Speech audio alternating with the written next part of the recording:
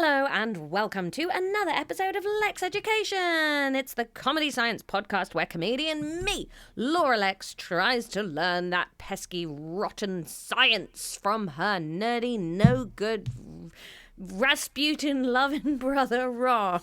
Not today, though. What? You don't love Rasputin today? I don't know if I do love Rasputin, apart from the Boney M song. You're so quiet. Can you, if you're going to whisper, can you talk into the microphone?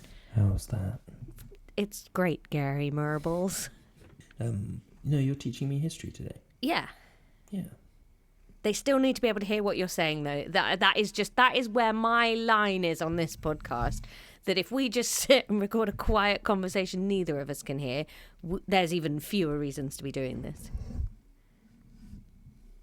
The cat's rubbing itself on the microphone. Yeah, that's louder than you're talking. Look, we can do later or we can do quiet. Those are the options. No, Ron. No. If we've booked a record, we have to be able to actually record. That's got to be how it works. And we're recording. We're recording my half of the conversation, that's true. We can do later or we can do loud. Listen, when it comes to editing this, can you just deal with the volume of your end? You'll have to run it through an increaser on the thingy. It'll be fine. You're so fucking irritating. Anyway, it's a history day today. Hooray! Speaking of history, how did you find Glass Knives last night? It was good. I thought it was up there for the best of the series. I really enjoyed it too. Yeah. Didn't see any of the twists coming. Enjoyed the way it all came together. Enjoyed a lot of the performances.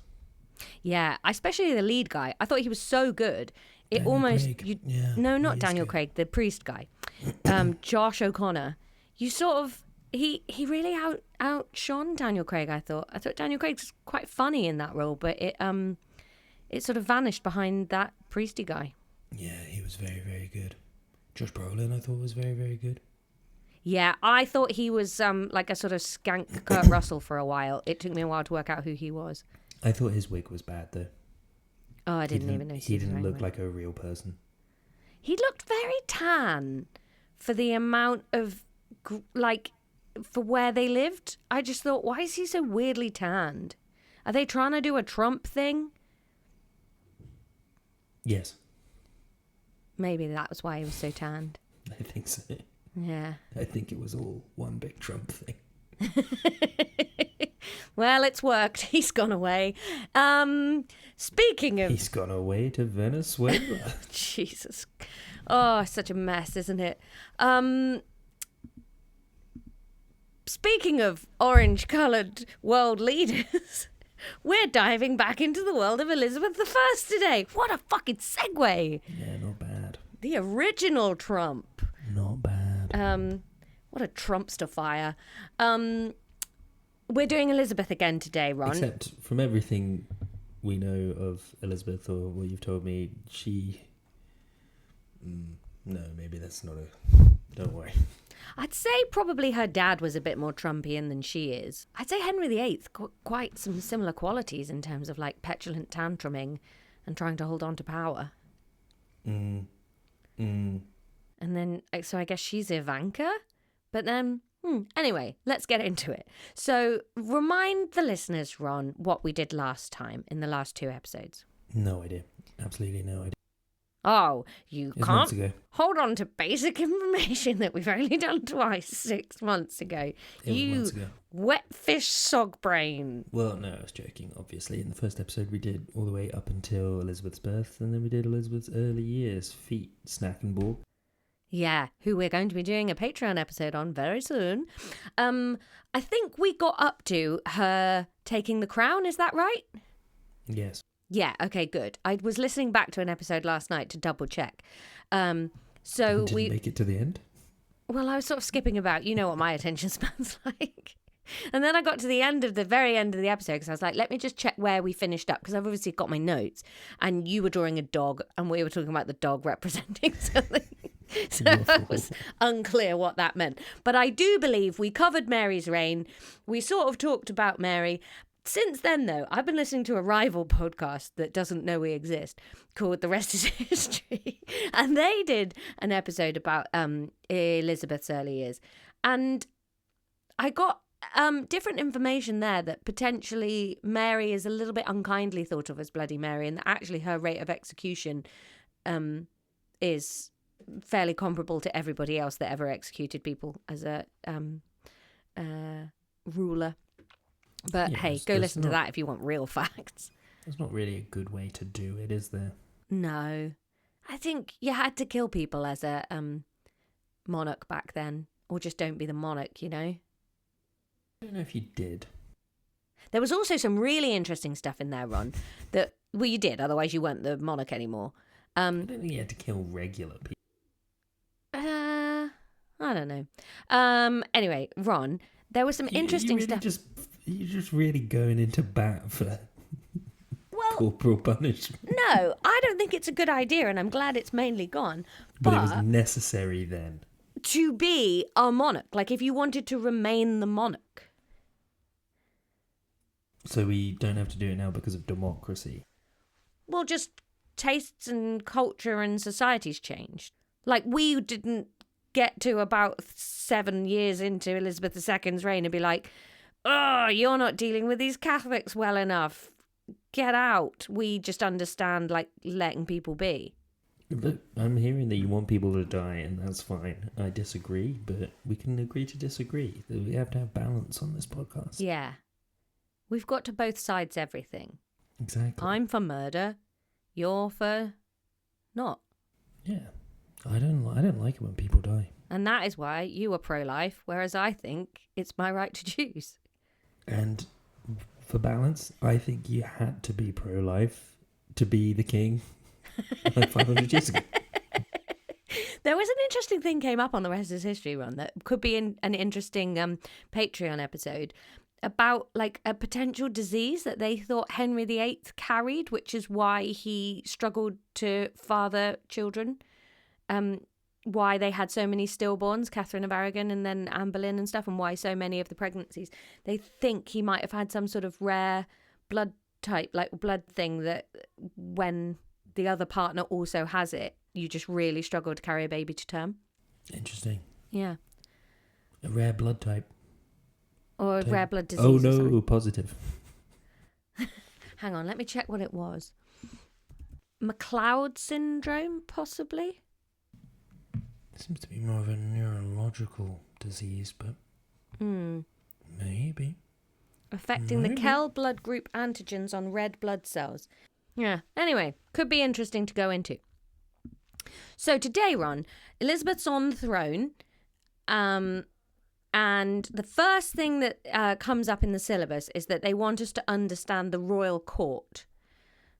So the sort of structure of what life was like for Elizabeth.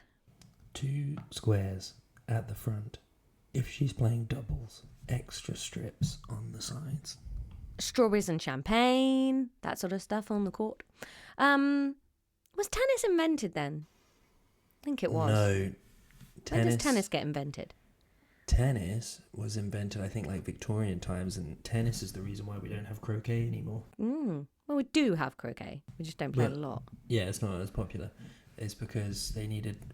Like croquet lawns were very, very flat, and then tennis kicked off as being all the rage and needed very, very flat. So they were like, we're repurposing all these croquet lawns. And in fairness, if you've already got golf, you don't really need croquet, do you? Well, croquet's more accessible, apart from, I guess, how flat you need the land to be. I don't know, croquet. I can't speak badly of croquet. I've never really played it. And you don't really play golf. Or tennis. I don't really. I don't know why you're sticking your oar in. I don't really play any sports. How's your hip workout every day going? Haven't done any of them, Ron. Oh no. Haven't done any. All of hers apart from the first. Yeah, she's really good. I haven't done any. It's just been too tricky to want to do them, so I haven't.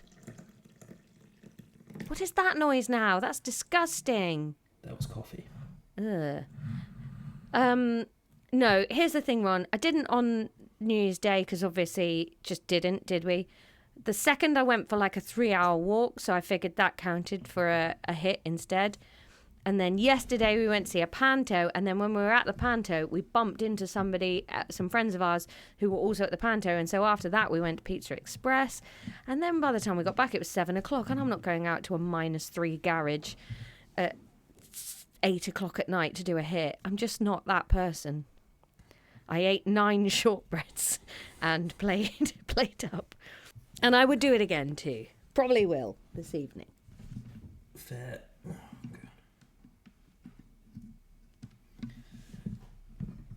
You back in the game?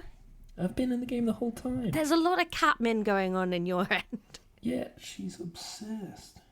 Okay, so we're looking at the royal court, Ron. So, sickos! Ron's wearing his sickos t-shirt. Hang on, while we're in a disrupted learning environment, I'm just going to pour the milk in my coffee as well. Lovely. Carry on. Oh no, there's coffee everywhere. Oh, I don't think I can sit in this mess.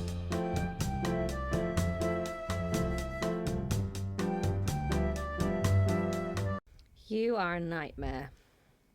Okay, so we're looking at the royal court, Ron. Put a really cool sound effect in before that, okay? Some sort of royal baroque music. No, not just your mouth. I want a sting, okay? The nonsense is over. Okay.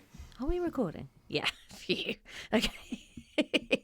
Okay, so just a quick rundown because I didn't know the difference between nobility and gentry. I don't know if you do. No. Sounds like a legal doublet. It does, doesn't it? One of them definitely would have worn one. So you've got the monarchy there at the top, obviously, the royal family. Underneath that's the nobility. This is a very small class of people. They own a lot of land and a lot of wealth and influence. These are the kind of guys that are becoming your advisors and your military leaders. So they're kind of running the country. So I think this is your dukes and your barons and stuff, your earls. And then under that, you've got the gentry. They're still pretty wealthy and they're landowners, and they are quite influential, but they're not lords and stuff. They're just gentlemen. And they would have been important in local government. So they would have sort of Sorry, can we start again? I was thinking about other stuff. What were you thinking about? I don't know, you said Earl with a lot of spice on it. And then I was thinking about, like, my name is Earl. But then My name's Earl. my name's Judge. And then I was thinking about what I wanted to do after this. You got so cross with me yesterday when I was thinking about making my bed, keeping it warm. And then get cross with you. It's really hard to stay focused, isn't it? Yeah, especially this early in the morning. Yeah, it's really early, and you didn't even work nights or have a 3-year-old. Yeah. All right, start again. It's Crazy early, man. So, nobility, they're the earls. Then we got the gentry. They're like the mayors and the gentlemen in the big house that collects the rents and stuff. And then under them we've got the peasantry. So are they all part of the same structure? Or are they different structures? They're all sort of part of the same, the structure of England at the time.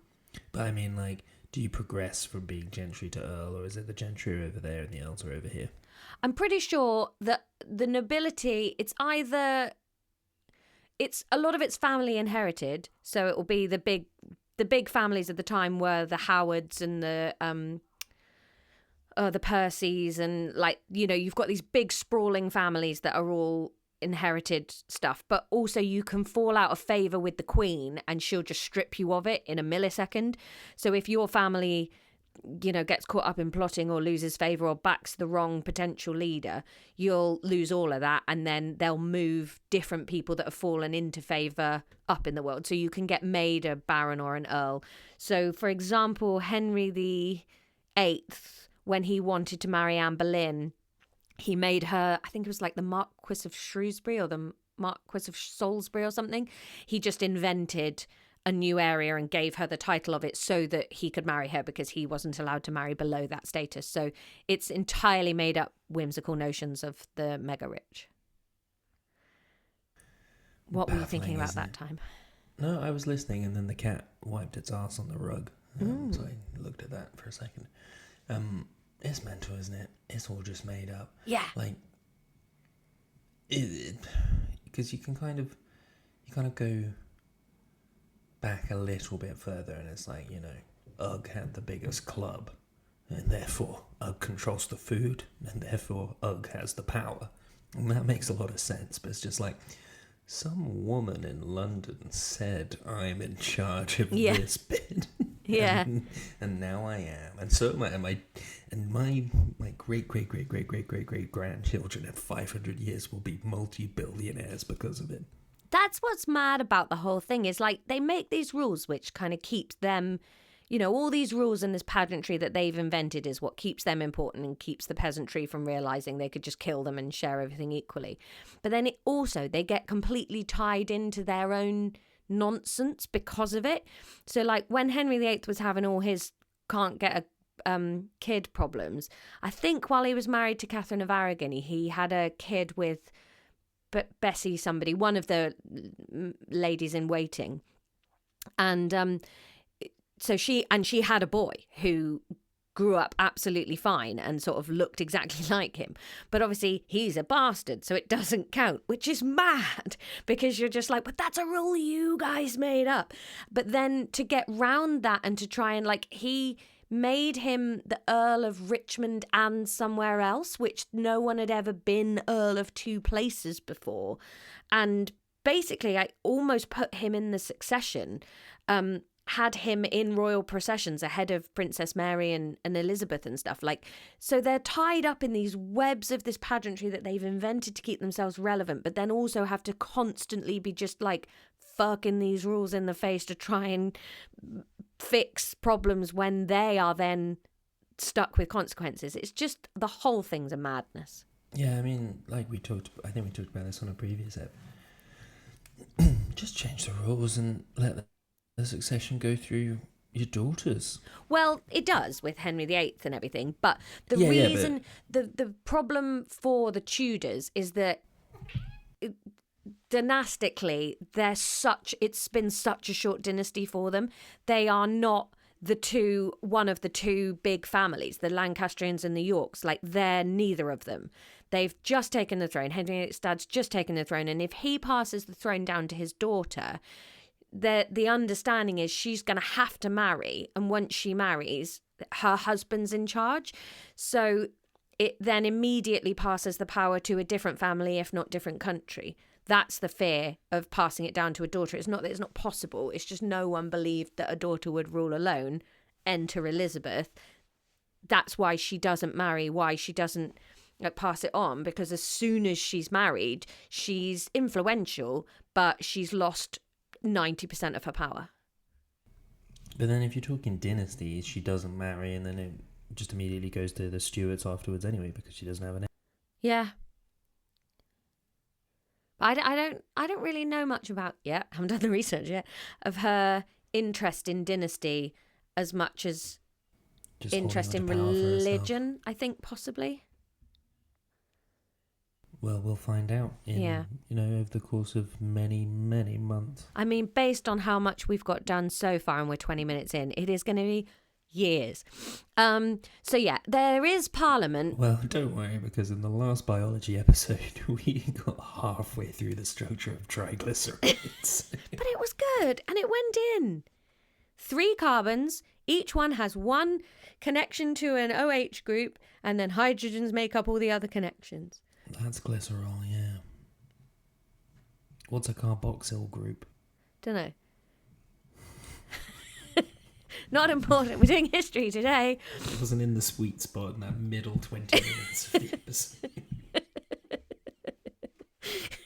There we go. One day this podcast will get used as an amazing teaching tool for teachers with difficult pupils to go, here, you can pinpoint the bit here. This is where the focus is. All lessons now need to be structured like this for children with Lexington's focus syndrome. What the hell do we have to teach anyone? It's not like we get you to focus. No, but sometimes bits go in, and that's what they'll sift through and work out which bits were going in, and then they'll figure out why, and then they'll be able to cure whatever this brain is. One day. Handy. Anyway, Ron, there was a parliament during Elizabeth I's time. But it's not exactly like Parliament is now. So now we've got this funky, doddering old monarch who we're not really sure what he's for, but everyone's like, diplomacy! And other people in other countries seem to think it's rad, so they'll come over and meet them and then feel like we've been nice to them. Don't really get it, but fine. Back then, there was a Parliament, but the Queen was very in charge of it. So it would pass laws The Lindsay Hoyle, the John Bercow of the situation. What? The Lindsay Hoyle, the John Bercow of the situation. What, Elizabeth was? Maybe, I don't know, I'm asking. Yeah, I guess so. But it was more like they'd go and have a big debate, and I think that they would have to pass like what she said's going, but she is the supreme ruler. Like there's no prime minister in those days. So she'd say, everyone has to be ginger now. And then they'd debate it and come back to her and be like, hair dye's not been invented yet. And she'd be like, oh shit, you're right. Okay, I actually think it had been invented. But it was hair piss. dye's too expensive. It was all piss. I think it was just like, it's too much piss. we can't, we're squeezing the orphans, but we can't make enough piss. Yeah. And then she'd be like, okay, only nobles have to be ginger. Yeah, is that what you're talking about? Yeah. I think like they might try and talk her out of really bad ideas, or they might talk her into ideas that would help themselves out. Maybe everyone should be blondes because blondes have more fun. Exactly. And she could open and close Parliament when she wanted. There was a House of Lords and a House of Commons, so they were having debates and stuff. But instead of it being like a PM and things, she would have her closest advisors, and they kind of came from the nobility. Francis Drake.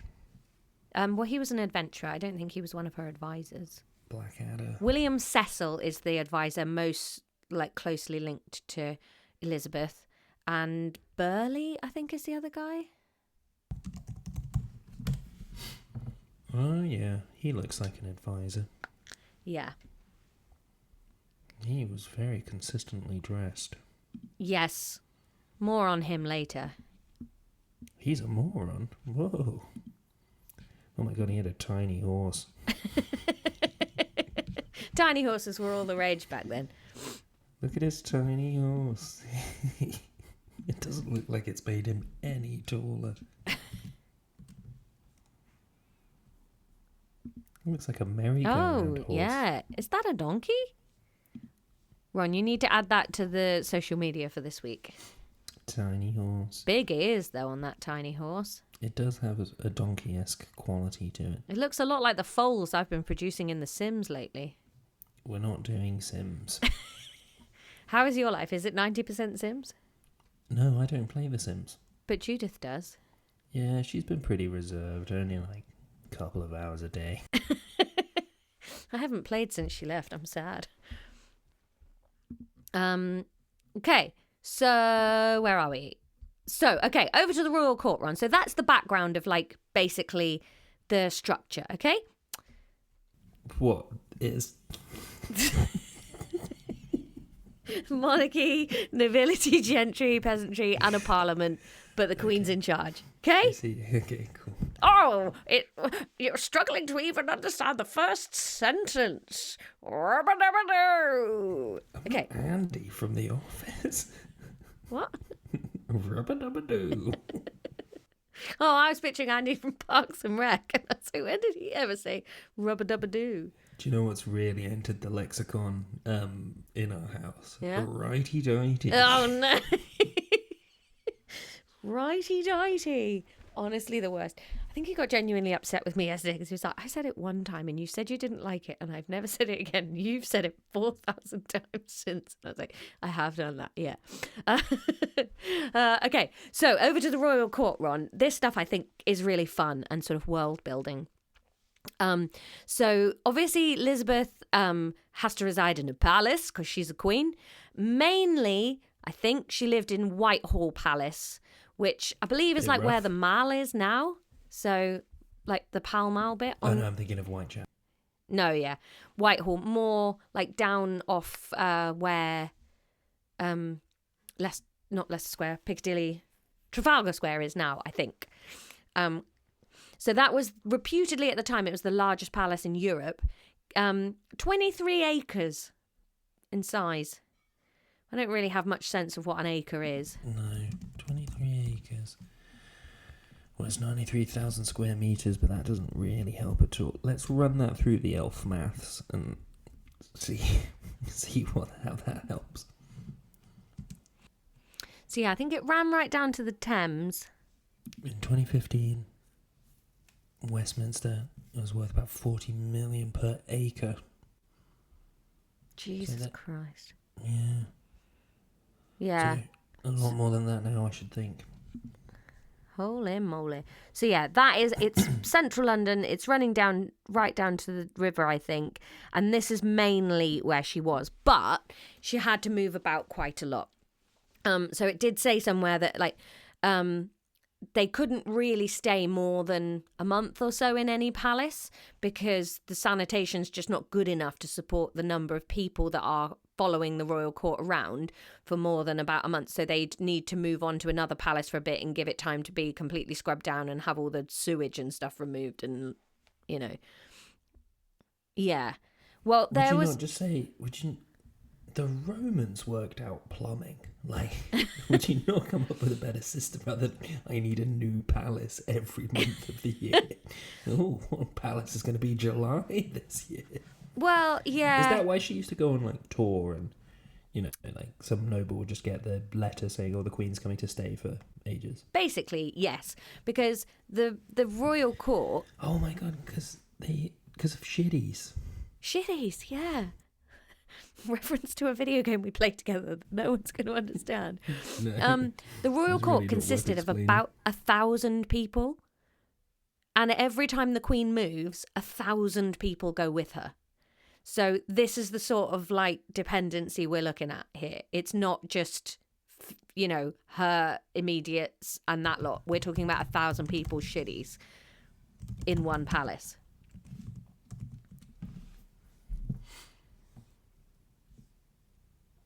Ron's just taking a little podcast break to go off and do his own research.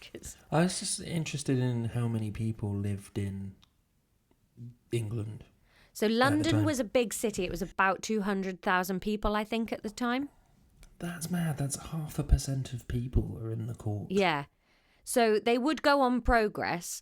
I think often they did these progresses in the summer, and part of that was to do with plague. And obviously cities became disgusting melting pots of deathly disease. There's a whole thing called the Tudor curse, that the summer that Richard VII took over and beat Richard III. Did I say Henry VII or Richard VII? Henry VII took over and beat Richard III. There was a thing called the sweating sickness. So some kind of brand new disease appeared that year, and it seemed to follow his army. And then the summers after that and through Henry VIII's reign were all quite dogged by this new plague or disease or whatever it was. So there was a lot of fear from that. Henry VIII was petrified of it his whole life, and so would pack up and run away from London at the first sign of any disease. And it made him quite unpopular with the peasantry, obviously, because they're all dying in their droves, and he would just get away and not lead his people at all. So they would progress through country houses and stuff. But obviously you've got 1,000 people coming. So even Whitehall can't house all of these people. So Elizabeth can kind of use offering rooms to people in the court to show who's in favour and who isn't. So if they've fallen out with Spain at the time, suddenly, mysteriously, there aren't rooms for the Spanish ambassador, and the Spanish ambassador has to go and lodge somewhere in London. So it's the whole of the court is this one-upmanship and this way to show favour, show not favour, that kind of thing. That sounds exhausting. Yeah. Do we know much about the hierarchy? Like how much into the minutiae was Elizabeth, or was Cecil Smallhorse? Was he doing a lot of that? So Cecil Smallhorse would have dealt with day-to-day stuff and stuff that he didn't feel like he needed to bother her with. But I think she was very very engaged. So you had, within the court, you had two sort of big spaces for public hanging out. The Great Hall. And that's the sort of thing, like often in films of this era and stuff, you'll see just lots of people hanging about in there and they're waiting for her to walk through to try and like catch her eye to sort of gain an audience with the Queen. But then she also has the presence chamber, which is sort of like an office and the privy chamber.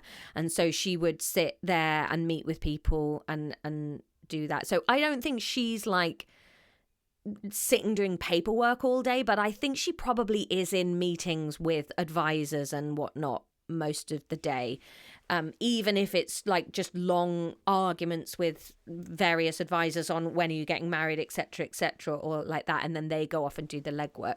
But in some of the reading I did with this, it said like she would often eat at her desk. So there were two big meal times, I think, with the palace, like lunch and dinner, like, you know, the kitchens just churn out enough food for everybody that's at court. And it did say she often would have that in her privy chamber so she could work through lunch. This might be a stupid question. Did she work 7 days a week? I don't think they'd have worked Sundays. I think that would have been quite sacred still at that point. But I don't think, like, the concept of a weekend obviously didn't exist for another couple of 100 years.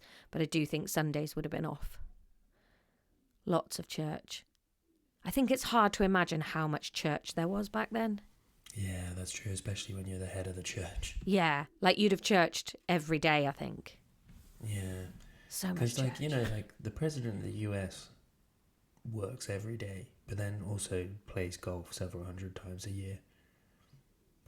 And I wonder what croquet, I guess, probably. Croquet, hunting. But again, Elizabeth I think was hunting? Or would that be more of a masculine pursuit? I think she would have gone hunting. I think young women, I think would go on hunt. I think it was more masculine, but I think you would go. But I do think that there's a level of Welcome to our podcast. The rest might be history. Yeah. We reckon things. Some of this might be history. Not to defend the president of the US's 700 golf games a year, because I don't know who he's golfing with, but I do think a lot of the riding and things like that, it all would have ended up being diplomacy in some way or discussion in some way. I think there must have been very, very, very few people that could have been around her without trying to get an agenda or something across or something out of it. I don't think there would have been many people. I think that's why half these people just go insane, because I just don't think there are many people in their lives that can be there, no strings attached. They have their ladies in waiting and stuff, but even them, like most of them, their dads are jostling them for position or like do this, do that. Brothers trying to like gain favour, or could you just mention this to the Queen, etc., etc. Like you become a paranoid maniac so early. So anyway, yeah, so the castles are all kept like round the country. They all have to be ready for her to drop in at a moment's notice. And some of them will have been, being used to house different people. So like she obviously doesn't have kids, but in Henry VIII's time, some of the palaces, like Mary would have been at one and it would have been kept, but it would have been ready for Henry at any time, and obviously Elizabeth. So when she became queen, she inherited 60 residences. Some she went to a lot, but obviously these are expensive. They have to be run all year round for her to be ready to drop in. So one solution to this, so this is like what we were talking about with nobility and gentry and stuff, she could bestow a residence on somebody as a sign of favour. But then obviously it was also possible to like take them away again as well. But like Robert Dudley, who he's come up quite a lot already and will continue to do, he was a particular favourite of hers, somebody that's constantly rumoured like she probably shagged him. She gave him Kenilworth Castle in Warwickshire. So yeah, so we've done that bit. So Kenilworth. It's quite it's cool. not still I've going. been to Kenilworth Castle. There's ruins by the looks. Yeah. Whitehall Palace burnt down, right? Yeah, at the end of the 17th century. Apart from Inigo Jones's banqueting hall, which sounds like the most fanciful place ever. Yeah. Is that Who's still then? Inigo Jones? He was like a really famous designer, wasn't he? Architect. I think if you looked at his LinkedIn, he would have a ton of cool stuff in it. He's always looking off to the side. How big's his horse? Yeah, some of the Greenwich Palace was Inigo Jones. It's just a good name. That's what I'm saying. Oh, he kind of designed Covent Garden Square as well. He was pretty cool. Okay, so Ron, let's have a look at courtiers and stuff. So this is where the difference between a Robert Dudley and a small horse Cecil is going to come up. So a male courtier, so this is your Dudleys, your fancy boys, you know, young nobles, that kind of thing. They were expected to be cool knightly dudes. They were expected to be well educated, good for discussions, exciting, interesting. Like, it was one of the ways a royal family could stay relevant and up there in terms of world leading, was to have an exciting, innovative court. So the royals would patronize intelligent young lads. They'd send them off to the church, or they'd send them off to be philosophers, so that their court can be this buzzing center of innovation and learning and stuff like that. It was important to them. You'd want good dancers, you'd want good athletes. So sometimes if relations were good with other countries, there was I think it was the Field of Gold or Cloth of Gold or something in Henry VIII's time, where the whole court went to France and they actually hung out with the French court because relations were good, and they had like a big joust and stuff like that. So you'd want the most athletic, like raddest, handsomest dudes there. With the Queen and make her feel queenly and exciting and stuff like that, which is where a lot of the rumours, there's a quote of her saying, like, I don't know why everybody keeps thinking I'm fucking about. Everyone watches me do everything. When am I supposed to shag these guys? But like, a lot of the rumours are coming from, you know, these dudes are flirting with her, but they're supposed to. It's part of the game. Do you think the lads were spreading these rumours? Yeah, maybe. Who's not going to like get deep in their cups and say they were deep in the Queen? But then, yeah, it just seems risky. Yeah, you're playing. The whole thing's risky, though, isn't it? You've got to be the shiniest bauble at the court without getting tall poppy syndrome.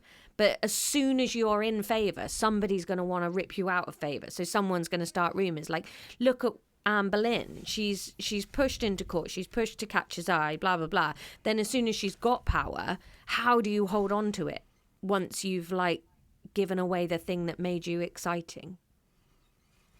Give him a son. Well, why didn't she just do that? Yeah. I would have. Then, okay, so that's courtiers, but then you've also got like a sort of different type of guy at court. You've got the political advisors, and so these are the sensible dudes to the dandies, if you know what I mean. The Cecil Small Horses. Cecil Small Horse, big one. Francis Was Cecil Walsingham. Small Horse a dandy earlier on? I wouldn't have thought so. I think he's probably come from a legal background. I actually don't know William Cecil's background. William Cecil. Obviously, we're talking about Liz at the moment. Mm-hmm. But I presume, like, Henry VIII's day, it still would have been a bunch of hot young boys. In Henry VIII's day? In the dandies. Oh, yeah. Well, hot young boys and then ladies in waiting for the Queen. Henry VIII's day, the hot young boys were really interesting because he was constantly like shifting up the court. So the hot young boys would get into trouble all the time because they'd like run amok. There was a really young king, like a 22-year-old on the throne with all his buddies, and they'd like trash the place regularly. And so all the old dudes, the old guard, are like, this king's a nightmare, blah, blah, blah. And then all the young dudes would get chucked out and banned from court, and then slowly they'd come back because Henry missed his friends. Like the jostling of who was what was allowed and what was tradition and giving into the king's whims, and then like the higher ups sort of getting cross about it and so causing problems for the king was constant. And then obviously as the king ages, he doesn't want to have all these like sexy young lads around because it makes him feel old and fat and gross. William Cecil, oh, he was a noble, yeah, and then came through Parliament. I think less exuberant than the sexy young boys. Less sexy. Yeah. But unless you find very sensible advisors sexy, I think he feels like he'd have been just my type. He was probably absolutely packing in the meat department if he was happy riding a horse that small. Maybe horses were just smaller back then. No. Oh, okay, fine. So you've got these guys. These are the advisors: William Cecil, Francis Walsingham. They're pious, very religious, hard workers. I don't know if you've seen Wolf Hall, but we're talking like the sort of Thomas Cromwell type dude. I haven't seen Wolf Hall. So good. You have to watch it in the dark though, because it's so dark. If you've got a single light on in your room, you can't see what's going on. It's wild. My cartoon adaptation, Wolf Hall. Isn't it? Is it a wolf? No, it's a wolf. No, wolf. The cartoon dog. The ghost of the cartoon dog. Yeah, I know, but it's already a wolf in the title, so I just wondered if there was also... Elizabeth. Oh, cute. We've already been through all of this.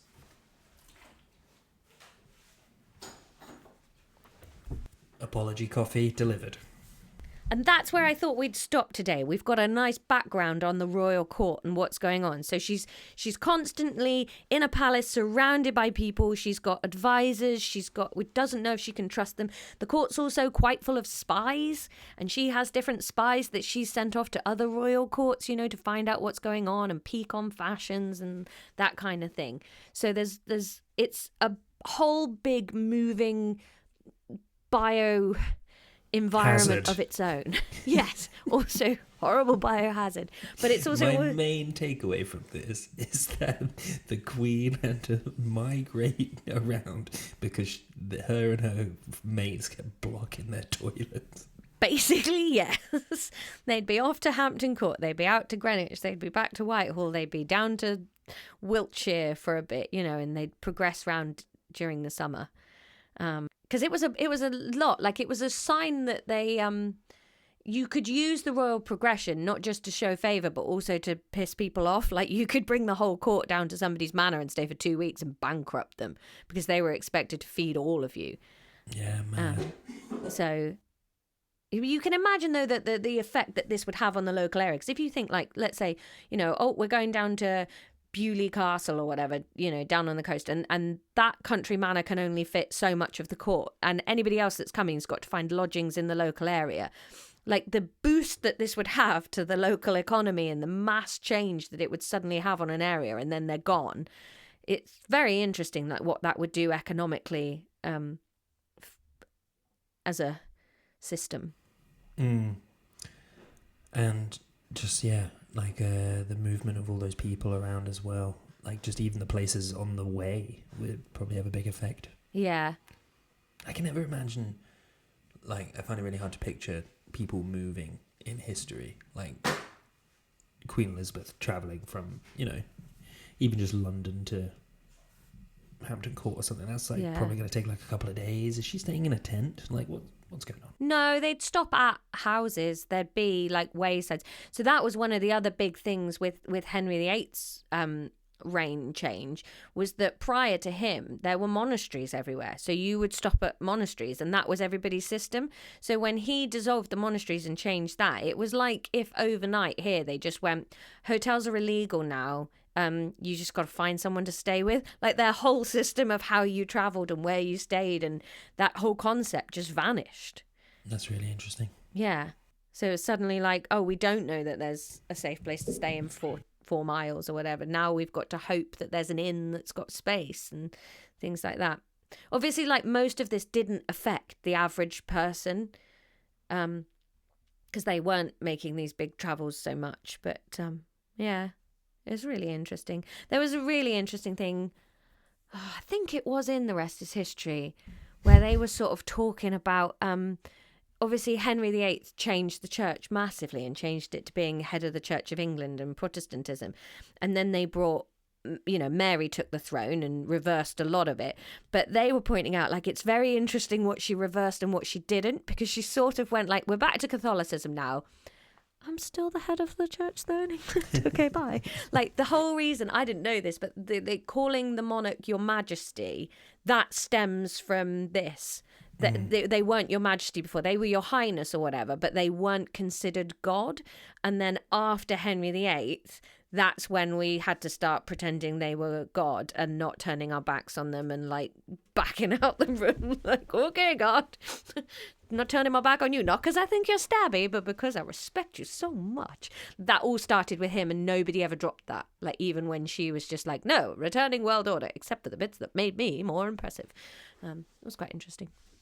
Yeah, and interesting how they kind of got away with this stuff, because there'd been, like, so much uncertainty before then. It's not just like one time someone said, like, oh, now we're doing this.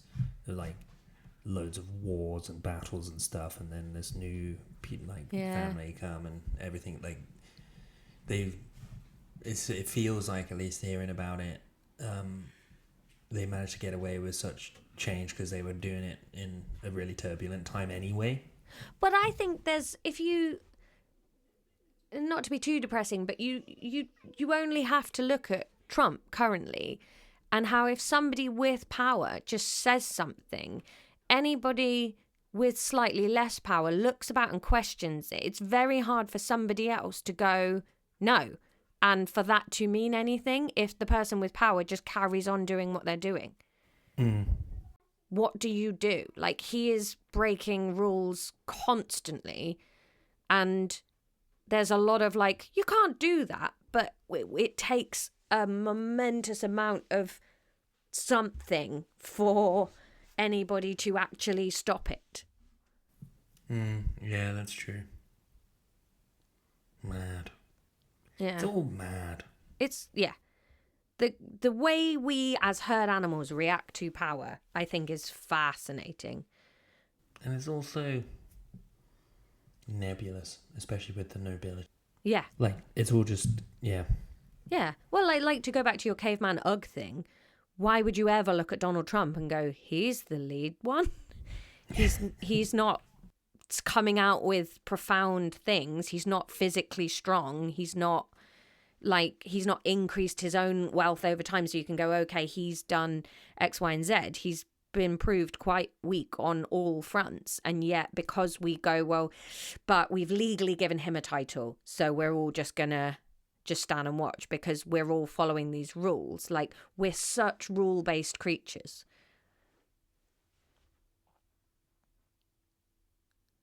Yeah. But also, it's happened for all of time, forever, and will continue to. It's just new names, isn't it? Same storylines. All right, Ron, there you go. The Royal Court. Fun. Well, thank you for teaching me about that, Laura. No worries. I loved it. Back to science next week. Boo! But what a lovely respite this has been. And I can't wait to find out what a carboxyl group is once and for all next week. A carboxyl group, Ron, is what makes something an acid. Yes. It's got a hydrogen that has a propensity to wander off. Good use of the word propensity. Thank you. Good sneaky look in my notebook too. Boo-boo! Yeah. Sewage down.